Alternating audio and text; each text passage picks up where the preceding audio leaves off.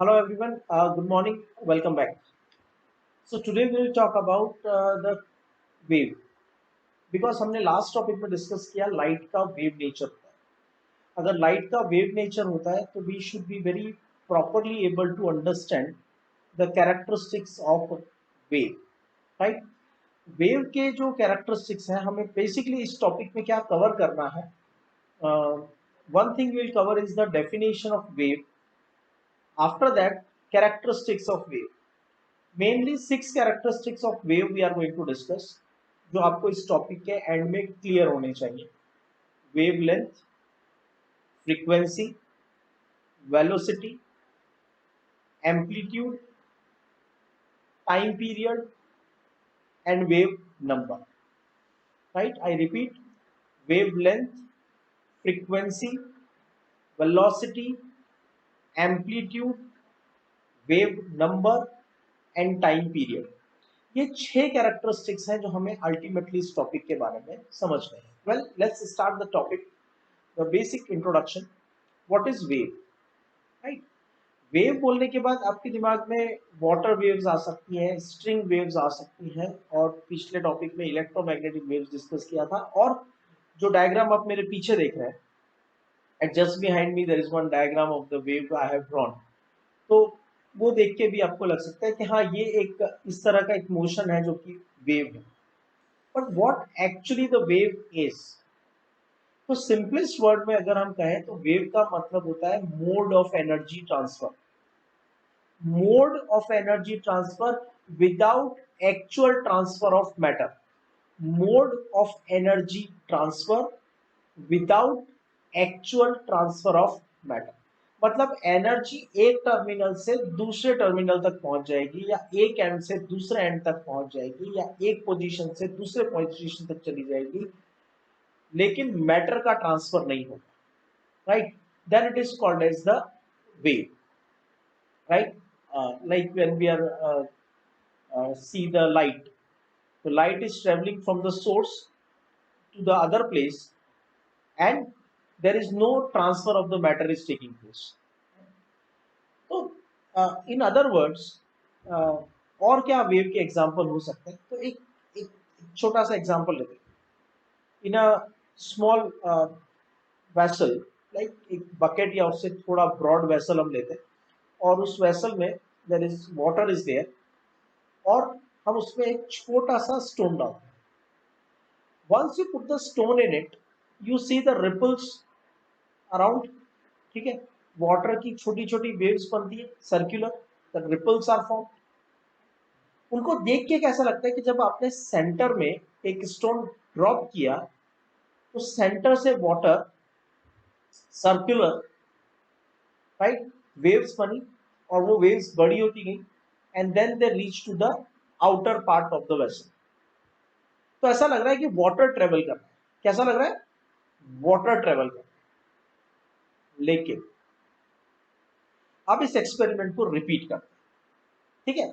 और this time what will do is, we take the vessel slightly broader than the bucket, और you can take the water bucket also, और उसमें हम एक thermocol का छोटा सा पीस डाल देते हैं जो उसमें फ्लोट करेगा, ठीक है। And now again put another stone in it, again you will see that water ripples are form. और हमें पहले देख के कैसा लग रहा था कि जो रिपल्स बन रहे हैं उसमें वाटर ट्रेवल कर रहा है from centre to outer. But in reality अगर आप थर्माकोल के पीस को देखोगे, तो thermocol piece is going up down, वो अपनी पोजीशन पे ऑसिलेट कर रहा है, राइट। लेकिन वो थर्माकोल का पीस आउटर ट्रेवल नहीं कर रहा है।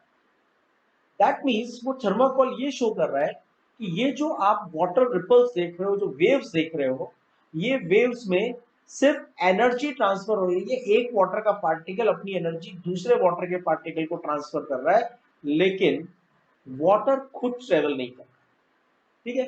तो be very clear in the beginning about two things. Number one, wave is the mode of energy transfer without actual transfer of matter, right। second thing, इसी का लास्ट पार्ट को हम second thing में हाईलाइट कर रहे हैं, wave में matter का ट्रांसफर नहीं होता है। What are the types of waves, right? Waves के टाइप्स क्या होते हैं? तो basically there are three types of waves. One is called as matter waves, mechanical waves, electromagnetic waves and matter waves. तीन वेव हो गई. तो first type is mechanical wave, what we can easily see and observe. Mechanical waves, right, जो किसी matter में से travel करती हैं, ऐसी वेव्स मैकेनिकल वेव्स हैं.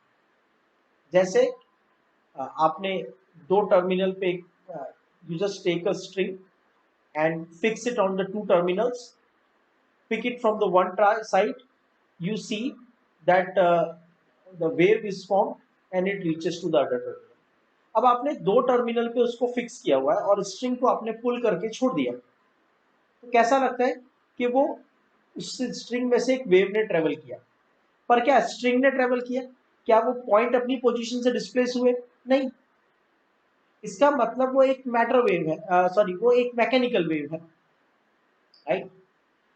Another example, let's say guitar की strings है, and when you are playing guitar, ultimately you are creating the disturbance in the wave. Disturbance not in terms of sound or the music.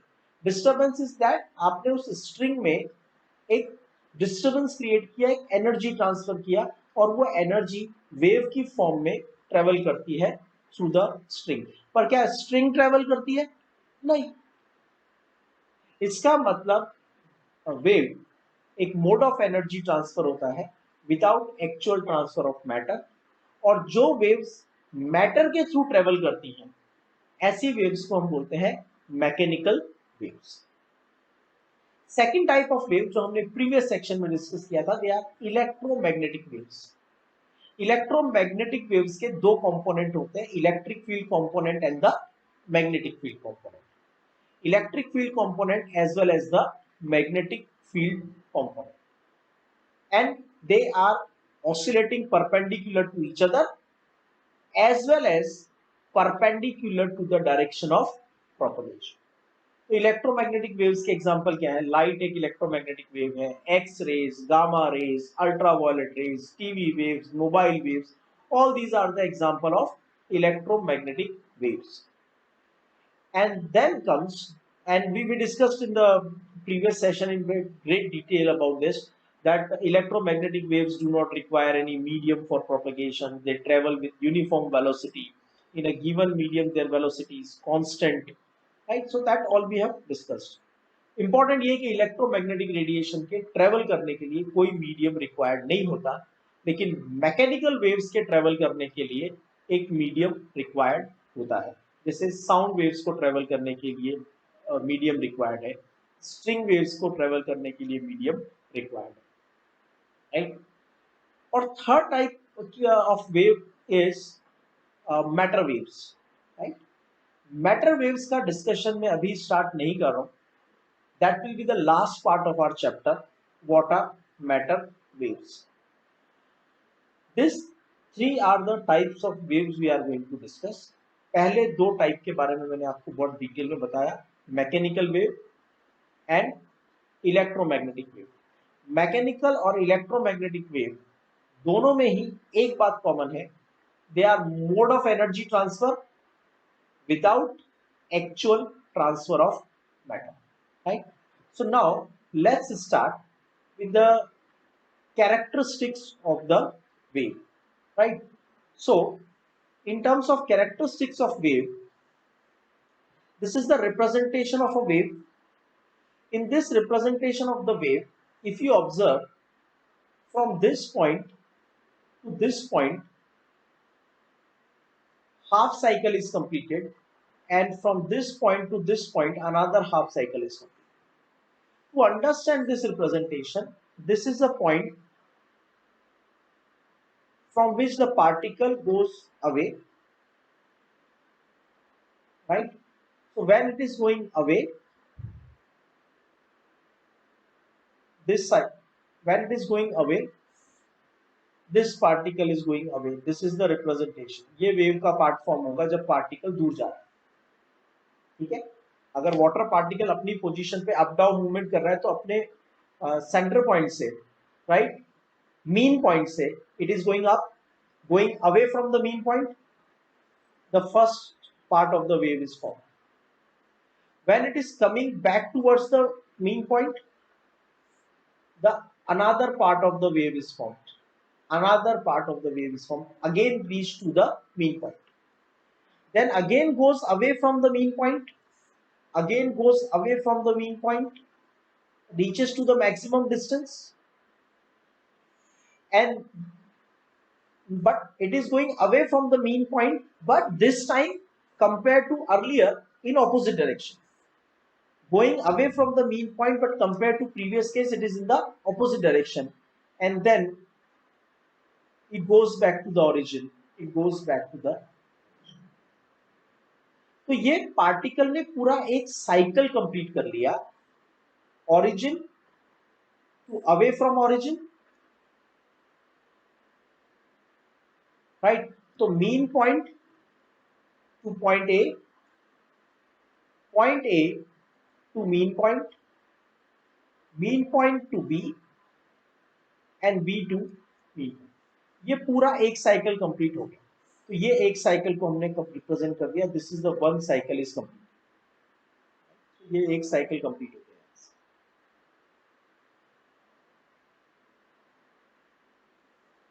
Now ये जो representation बना, इसमें ये पूरा एक cycle है, this is complete one cycle. इस cycle में जो मीन पॉइंट से इसकी डिस्टेंस है, this is in one direction, height of the crest.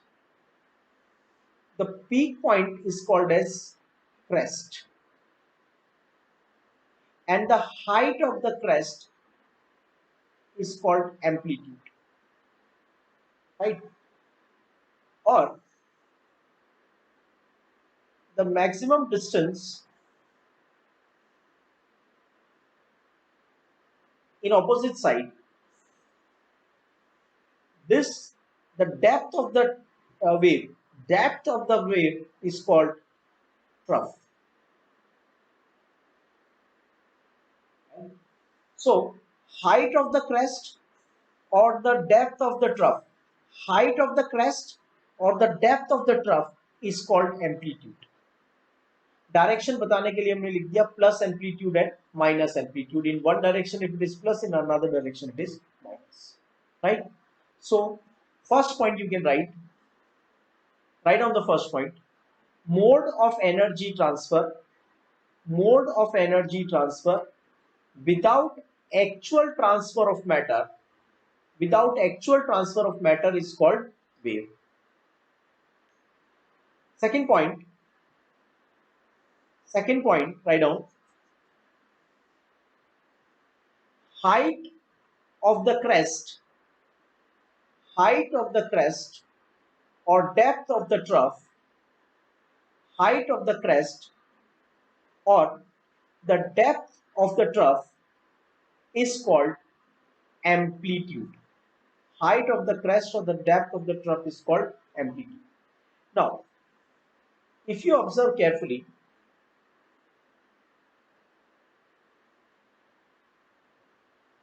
see, this is one crest, this is another crest, ठीक है।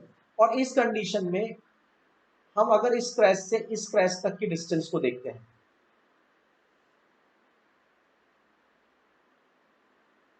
क्रेस्ट टू क्रेस्ट का distance, this is called as wavelength. In other words, ये एक trough है, ये दूसरा trough है, और ये दोनों ट्रफ के बीच का डिस्टेंस है। तो distance between to consecutive crest or distance between two consecutive trough is called as wavelength. So write down the next point. Wavelength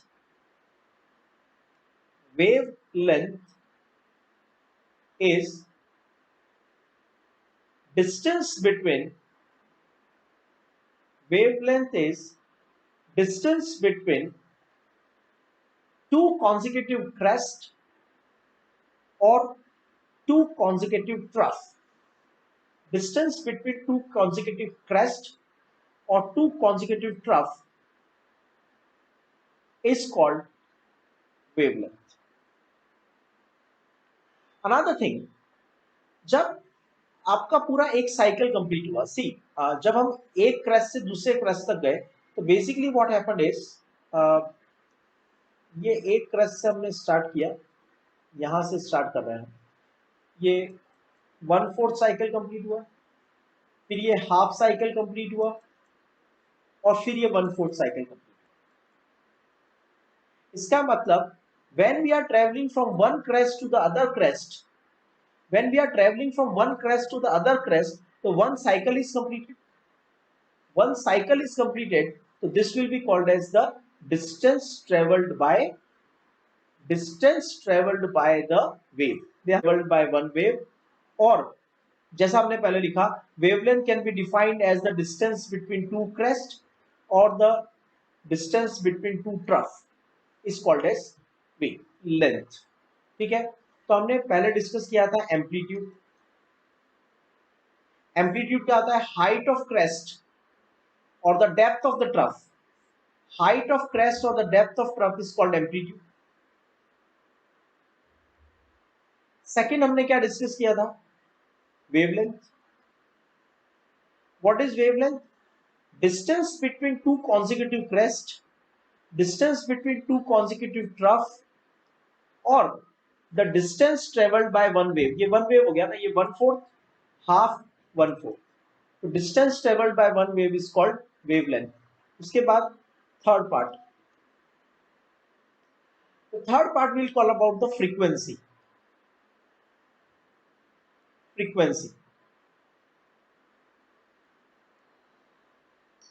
What do we mean by the frequency? Frequency का मतलब होता है repetitions.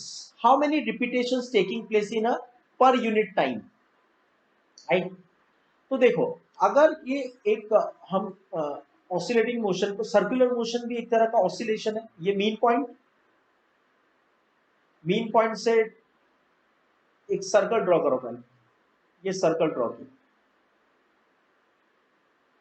Suppose this is the mean point. So going away from the mean point, 1/4 circle completed. Coming back to the mean point, another half of the circle completed. Again going away from the mean point, coming back towards the mean point. Going away from the mean point, 1/4 of the cycle completed. From this point, highest distance towards the mean point, 1/4. Then again away from the mean point, 1/4. Then towards the mean point, that is 1/4. तो total 4 part हो गए, right? और इन 4 part में मिला के एक cycle complete हो गया, ठीक है? This circular motion is also the part of one cycle. Now suppose एक साइकिल कंप्लीट हुआ, ध्यान से देखना,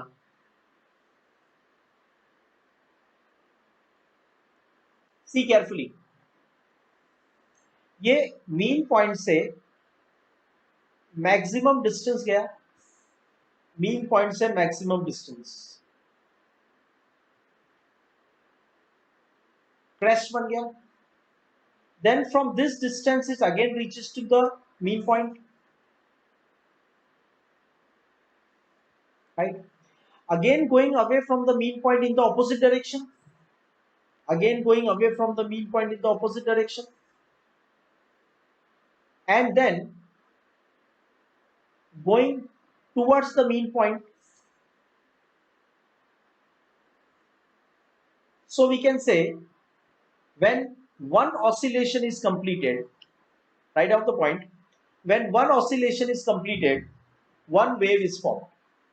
When one oscillation is completed, then one wave is formed, right? Now suppose ये एक पॉइंट है और यहां से लेट्स से सर्कुलर मोशन हो रहा है, 1 2 3 4 5 6। सपोज एक सेकंड में हमने 6 साइकिल्स कंप्लीट किए। एक सेकंड में 6 साइकिल्स कंप्लीट करेंगे तो एक सेकंड में कितनी वेव्स बन जाएंगी? 6 waves. I repeat, in 1 second I completed 6 cycles. In 1 second, when I complete 6 cycles, so how many waves will be formed? अभी हमने कहा कि जब एक साइकिल कंप्लीट होती है तो एक वेव बनती है। हमने यहाँ पे 6 साइकिल्स कंप्लीट किए तो 6 वेव्स बनेगी। ठीक है, इसका मतलब नंबर ऑफ ऑसिलेशंस पर सेकेंड, नंबर ऑफ ऑसिलेशंस पर सेकेंड इज कॉल्ड फ्रीक्वेंसी। एक सेकंड में कितने साइकिल कंप्लीट किए उसको फ्रीक्वेंसी बोलते हैं। इन अदर वर्ड्स जब एक ऑसिलेशन कंप्लीट होगा तो एक वेव बनेगी। जब एक्स ऑसिलेशंस कंप्लीट होंगे तो एक्स वेव्स बनेगी। जब एन ऑसिलेशंस कंप्लीट होंगे तो एन नंबर ऑफ वेव्स बनेगी। ठीक है, इन 1 सेकंड। तो हम कह सकते हैं number of waves formed in 1 second is called frequency. So write down, frequency is defined as frequency is defined as number of oscillations completed, number of oscillations completed per second, number of oscillations completed per second, or number of waves, number of waves formed per second. Number of waves formed per second is called as frequency. और हमने wavelength को क्या कहा था? What is wavelength? Wavelength is distance traveled by one wave. Distance traveled by one wave is called as wavelength and number of waves formed per second is called as frequency. ठीक है, तो now again ये एक point से हमने start किया और ये एक साइकिल कंप्लीट किया, राइट? तो इसमें कितना डिस्टेंस ट्रेवल किया? सर्कमफेरेंस के बराबर डिस्टेंस ट्रेवल किया। ठीक है, टोटल यहां से स्टार्ट करके कितना दूरी तक ये हम वॉक करके आए, इसकी सर्कमफेरेंस के बराबर पार्टिकल ने ट्रेवल किया। ठीक है, तो और एक साइकिल कंप्लीट हो गया, एक साइकिल कंप्लीट हो गया तो हम कहेंगे distance travelled by one wave is called as wavelength. और अगर ध्यान से सुनना प्लीज, राइट, सपोज एक साइकिल का जो डिस्टेंस है उसको क्या बोलते हैं? वेवलेंथ। ठीक है, एक वेव जितना डिस्टेंस ट्रेवल करती है उसको क्या बोलते हैं? वेवलेंथ। और सपोज एक सेकंड में, सपोज एक सेकंड में 10 वेव्स बन गई। कितनी वेव्स बनी? 10। तो एक वेव कितना डिस्टेंस ट्रेवल करती है? लैम्डा। तो 10 वेव्स कितना डिस्टेंस ट्रेवल करेगी? 10 लैम्डा। और अगर एक सेकंड में 20 वेव्स बनती तो, अगर एक सेकंड में 20 वेव्स बनती तो कितना डिस्टेंस ट्रेवल होता? 20 लैम्डा। और अगर एक सेकंड में म्यू वेव्स बन जाएंगी, एक सेकंड में म्यू वेव्स बन जाएंगी तो कितना डिस्टेंस ट्रेवल होगा? Mu into lambda, right? तो एक सेकंड में distance travelled in 1 second is equal to distance traveled by one wave into number of waves formed per second. So distance traveled in 1 second is equal to, एक second में कितना distance travel होगा. Suppose एक wave distance travel करती है lambda और एक second में दो वेव्स बन रही है, तो मतलब 2 इंटू लैम्डा. और अगर तो हम क्या लिखेंगे, distance travelled in 1 second is equal to distance travelled by one wave into number of waves formed per second. Now distance travelled by one wave is equal to lambda. A number of waves formed per second is nu, or distance traveled in 1 second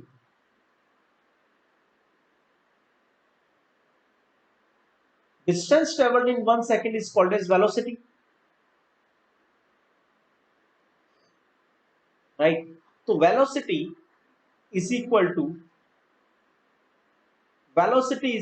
to wavelength into frequency. Okay. Next thing, for electromagnetic radiations, हमने कहा था सभी electromagnetic radiations की velocity constant होती है इन a given medium, right? जैसे vacuum में उनकी वेलोसिटी फिक्स है 3 इंटू 10⁸ मीटर पर सेकेंड. तो हम इलेक्ट्रोमैग्नेटिक रेडिएशन की वेलोसिटी को v से रिप्रेजेंट नहीं करते, इलेक्ट्रोमैग्नेटिक रेडिएशन की वेलोसिटी को रिप्रेजेंट करते हैं c से. तो for electromagnetic radiations velocity in a given medium is equal to c. So c is equal to nu into lambda. Okay, so what we have decided, हमने तीन major points conclude किए. Although we have discussed many points, but three major points. Point number 1, distance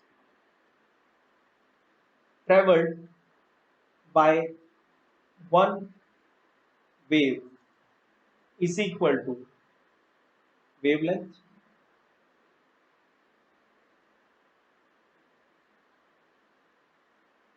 Second point, number of waves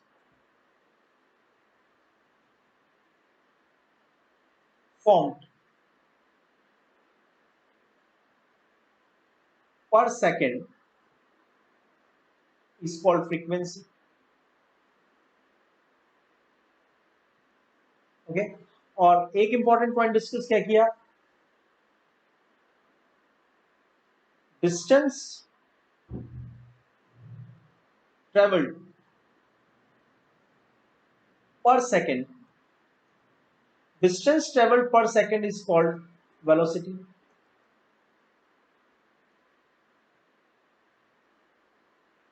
अब इन तीनों informations को combine करते हैं तो velocity is equal to distance traveled per second. Velocity is equal to distance traveled per second, and that will be equal to distance traveled by one wave into number of waves formed per second. So c is equal to nu into lambda. In other words, nu is equal to c by lambda, or lambda is equal to c upon nu.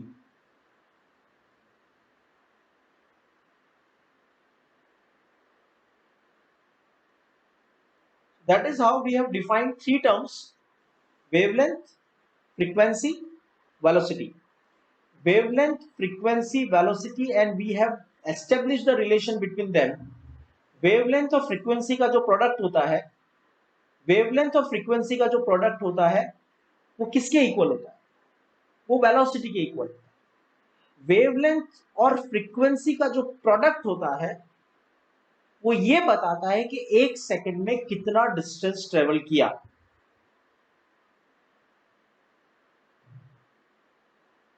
Product of frequency and wavelength.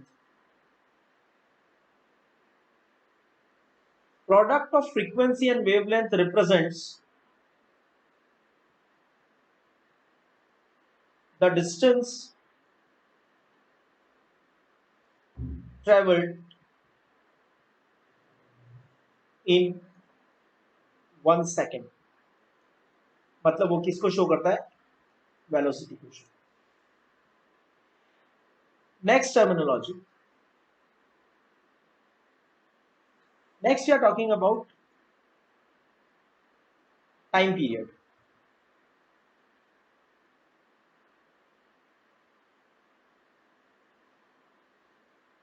Time period. See एक basic logic लगाओ. यहां से हमने start किया और ये एक cycle complete किया. ठीक है, मतलब एक वेव बन गई. Okay, when 2 cycles completed 2 waves will be formed. 3 cycles completed 3 waves will be formed.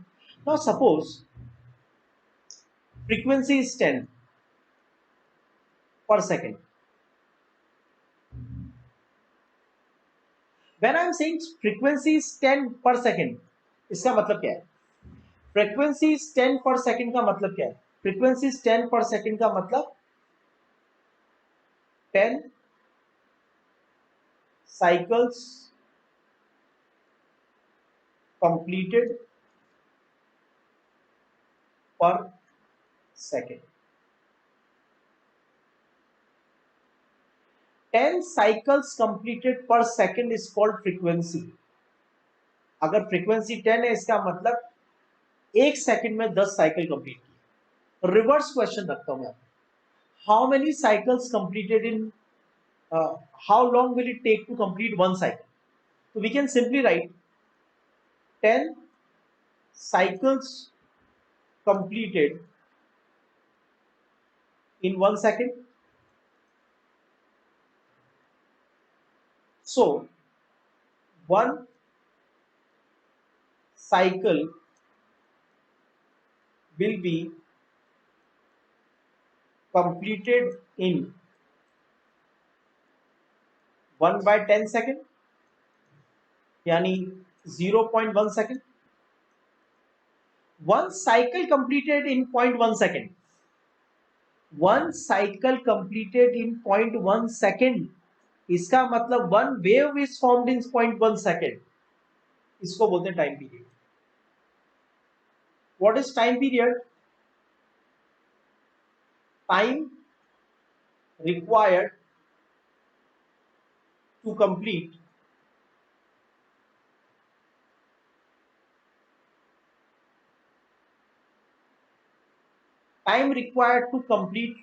one cycle is called time period. It is represented by capital T.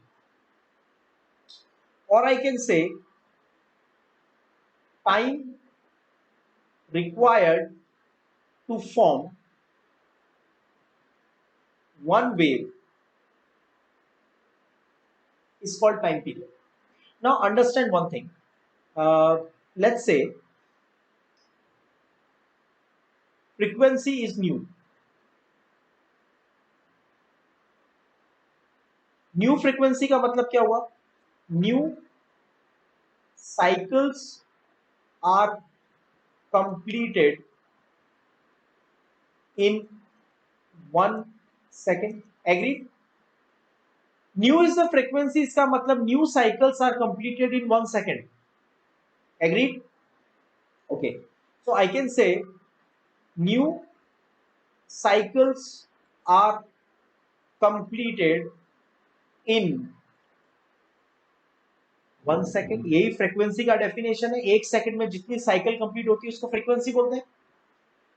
Next, 1 cycle will be completed in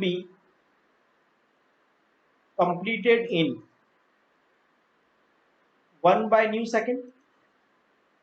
तो इस particular case में 1/new second में cycle complete हो रही है तो ये time period हो गया. एक साइकिल को कंप्लीट होने में जितना टाइम लगता है उसको क्या बोलते हैं? Time period. तो time period is equal to 1/फ्रीक्वेंसी.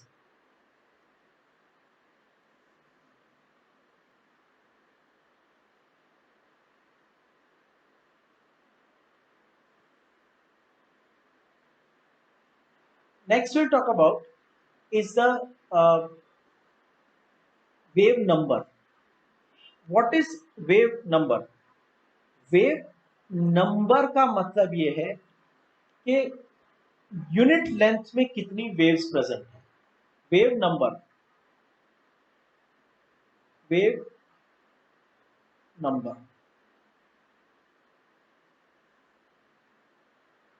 Number of waves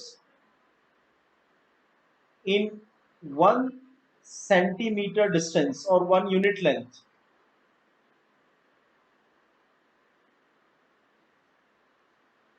is called as wave number. Now again apply a simple logic here. See, I tell you one thing, that suppose wavelength is lambda centimeter. Length of one wave is equal to lambda centimeter. So what I can say is lambda centimeter, इसी को length of one wave is called as wavelength.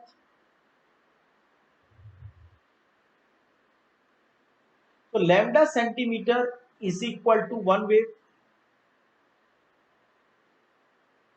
So 1 centimeter is equal to 1 upon lambda wave, right? So we can say 1 centimetre में जितनी भी waves आती हैं हम उनको बोलते हैं वेव नंबर, और वेव नंबर को रिप्रेजेंट करते हैं न्यू बार से. ये हो गया nu bar is equal to 1 upon lambda. ठीक है, तो एक वेव को फॉर्म होने में, एक साइकिल को कंप्लीट होने में जो टाइम लगता है, एक वेव को कंप्लीट होने में या एक साइकिल को कंप्लीट होने में जो टाइम लगता है हम उसको बोलते हैं time period.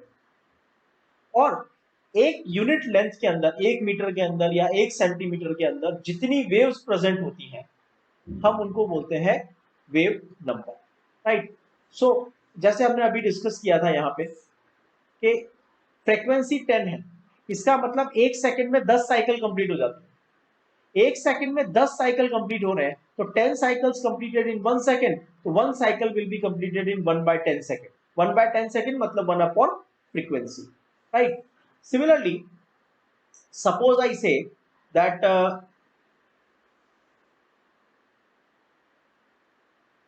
wavelength is 0.01 centimeter.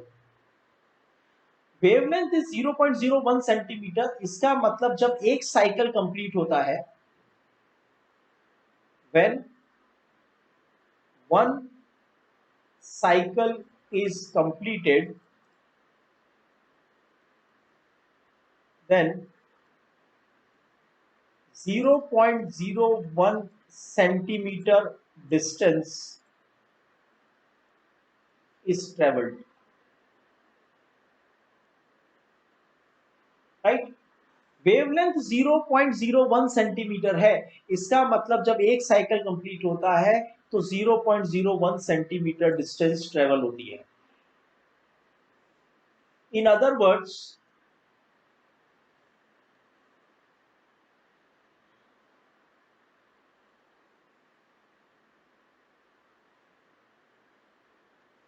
Right, तो जब एक वेव बनती है तो उसके कॉन्सेक्यूटिव क्रेस्ट और ट्रफ के बीच का जो डिस्टेंस आता है, कॉन्सेक्यूटिव क्रेस्ट के बीच का जो डिस्टेंस आता है ये 0.01 सेंटीमीटर है. ऐसा हमें बताया that wavelength is this, right. या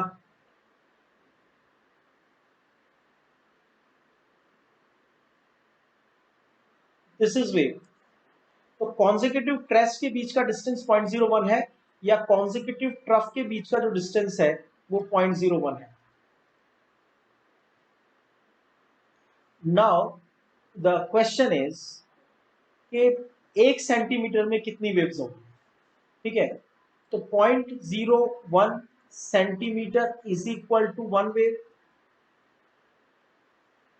So 1 centimeter is equal to 1 by 0.01 waves.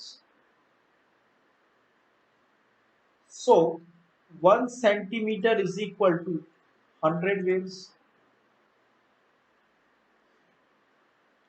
मतलब 1 सेंटीमीटर की डिस्टेंस को कवर करने के लिए हमें 100 वेव्स बनानी पड़ेगी।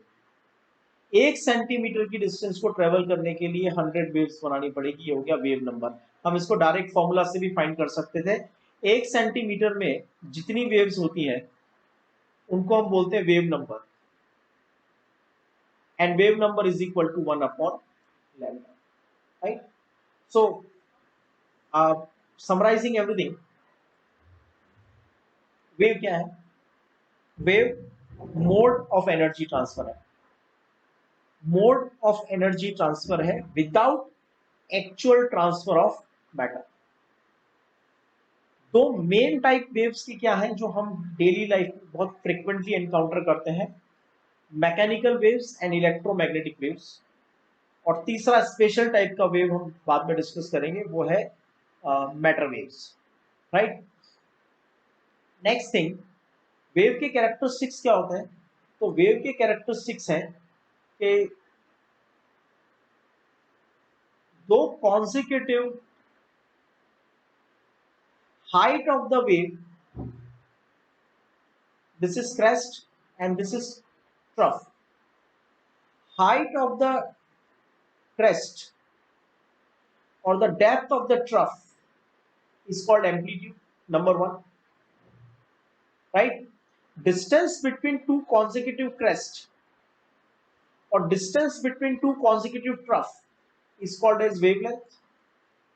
Wavelength का मतलब होता है distance traveled by one wave, distance traveled by one wave, मतलब दो क्रेस्ट के बीच में अगर डिस्टेंस 0.1 सेंटीमीटर है तो इसका मतलब एक वेव ने 0.1 सेंटीमीटर डिस्टेंस ट्रेवल किया, राइट? उसके बाद आता है फ्रीक्वेंसी। एक सेकंड में जितनी वेव्स बनती है, एक सेकंड में जितनी वेव्स बनती है हम उनको क्या बोलते हैं? फ्रीक्वेंसी। एक सेकंड में जितनी वेव्स बनती है हम उन्हें बोलते हैं फ्रीक्वेंसी, ठीक है? उसके बाद आया velocity. Velocity is equal to frequency into wavelength. Frequency into wavelength in the sense distance travelled by one wave यानी lambda into number of waves formed. एक वेव ने डिस्टेंस किया 0.1 सेंटीमीटर डिस्टेंस और उसकी फ्रीक्वेंसी है 100, मतलब टोटल एक second में 100 वेव्स बन गई। एक सेकंड में 100 वेव्स बन गई और एक वेव डिस्टेंस कितना ट्रेवल कर रही है? 0.1 सेंटीमीटर। एक सेकंड में 100 वेव्स बन गई और एक वेव कितना डिस्टेंस ट्रेवल कर रही है? 0.1 सेंटीमीटर। तो हम कहेंगे टोटल डिस्टेंस कितना हुआ? 0.1 into 100 is equal to 10 centimetre per second. देखो ना आप, यूनिट से देखो, लैम्डा की यूनिट क्या होगी? सेंटीमीटर, और फ्रीक्वेंसी की यूनिट क्या होगी? पर centimetre. Length per unit time, distance per unit time is called velocity, ठीक है? एक वेव को कंप्लीट होने में जितना टाइम लगता है उसको कहते हैं wave number, which is 1 upon frequency. और यूनिट लेंथ के अंदर जितनी वेव्स प्रेजेंट होती है, 1 सेंटीमीटर में जितनी वेव्स प्रेजेंट होती है हम उसको कहते हैं wave number.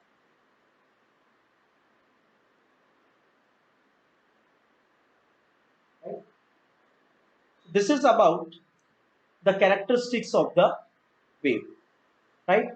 Hope everything is clear. बहुत बेसिक छोटा सा टॉपिक है, इसके बेसिस पे हम कुछ थोड़ा सा न्यूमेरिकल प्रैक्टिस स्टार्ट करेंगे।